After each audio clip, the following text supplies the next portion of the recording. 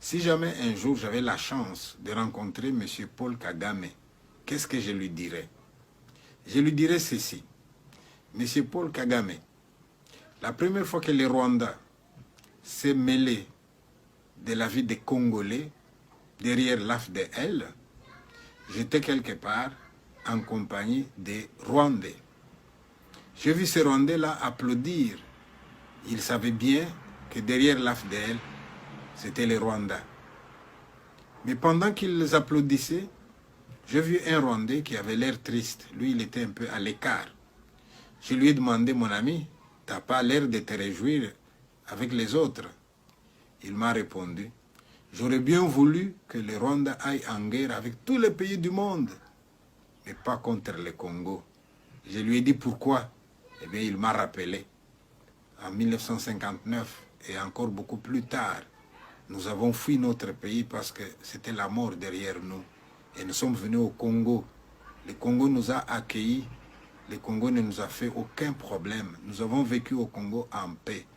J'aurais tant voulu qu'aujourd'hui, nous puissions nous battre avec les autres, mais pas avec les Congo. Je dis, ouais, génial.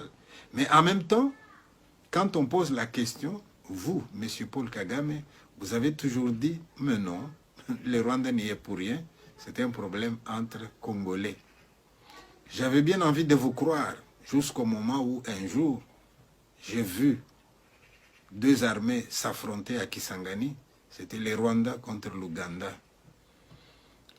Un jour, vous-même, on vous a une fois posé la question à propos de l'AFDEL, vous avez répondu, on ne peut pas amener un âne ou un cheval à la source et lui apprendre encore à boire.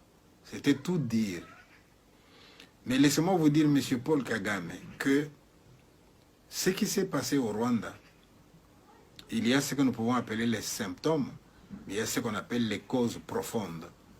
Dans les causes profondes, les gens ont retenu que le Rwanda, c'est un petit pays. Alors, en tant que petit pays, probablement à cause du manque d'espace, c'est peut-être pour cela que les gens s'entretuent. Si nous retenons cette thèse-là, eh bien, les gens sont en train de revenir en arrière. M. Boris de l'Angleterre a décidé de chercher un pays où il allait déverser les demandeurs d'asile que l'Angleterre n'accepte pas. Et M. Paul Kagame, vous avez levé le doigt.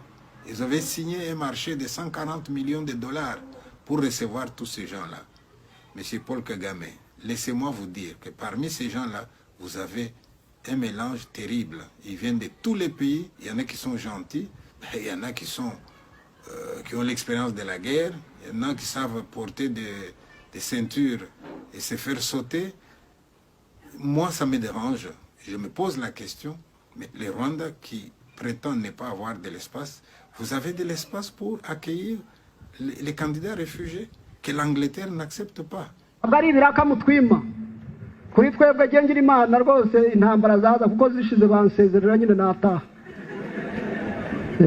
ariko twaranavuze ngo ibyo biraka tuzajya tubirangiriza hirya iyo ngiyo hano u Rwanda ni ruto ntabwo twashyiramo ibisasu hirya iyo kuko bafite ibihugu binini ibibazo byacu tukabirangiriza kandi abamotari nta kibazo bibateye ariko nimushaka ko tutangirira mu Kigali sinzi rebero jari hehe ubwo ni nko kurwanira muri saro yawe hari umwana dushobora kumugwira hari umugore dushobora kumuhirimira hari televiziyo mujye mudusengera nk'ingabo ibiraka byacu tubirangiriza iyo ngiyo.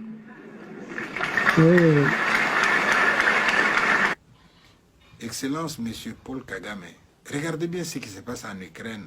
L'Ukraine demande d'adhérer à l'OTAN. On fait attendre l'Ukraine et on pose tout un tas de conditions. Parmi ces conditions-là, il y a par exemple le fait qu'on n'accepte pas dans l'OTAN un pays qui est en guerre. On n'accepte pas dans l'OTAN un pays qui a des problèmes à ses frontières. Mais là, les mêmes qui décident ça, qui posent ces conditions-là pour la stabilité de l'OTAN, les mêmes ne se posent pas la question de savoir si à vos frontières il y a des problèmes, si avec vos voisins vous avez la paix, et on va vous envoyer comme ça des gens qui viennent du monde entier. Excellence, M. Paul Kagame, j'ai vu des images où on nous montre l'hôtel qui était déjà prêt pour recevoir le premier demandeur d'asile qui allait venir chez vous. Mais une chose m'a frappé, c'était un hôtel de luxe.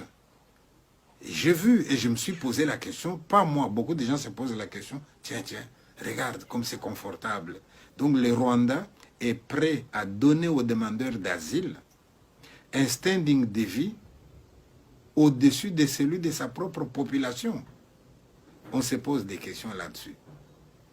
Moi, je pense que M. Paul Kagame, vous savez, chaque chose a une fin. Il arrive un moment où dans notre vie, soit pour une raison ou une autre, nous sommes obligés de faire le bilan de notre vie. Et nous serons fiers du bilan de notre vie lorsque nous allons penser aux gens que nous avons aidés, lorsque nous allons penser aux gens que nous avons soulagés, lorsque nous allons penser à la joie que nous avons sémée autour de nous. Je ne pense pas que nous aurons de la joie à nous remémorer le sang que nous aurons versé sur cette terre, les larmes que nous aurons provoquées chez des gens qui ont été endeuillés. Tout cela ne va pas nous faire plaisir. Alors, je vous donne un conseil, M. Paul Kagame. Renoncez à votre projet de recevoir les candidats réfugiés au Rwanda. Faites en sorte que, à nos frontières avec le Congo, on soit bien. De grâce, permettez que les Rwandais, avec qui nous sommes en bons termes, parce que nous étions habitués à vivre avec eux, ils étaient dans les mines d'écologie, dans les mines de Kipushi, à la Jekamine, on était avec eux. On a vécu de manière fraternelle, de grâce, adopter une attitude qui puisse favoriser ces bons souvenirs. Je pense que les morts rwandais ne sont pas morts pour 140 millions de dollars que vous pourriez recevoir de l'Angleterre. Voilà. Je vous remercie, monsieur.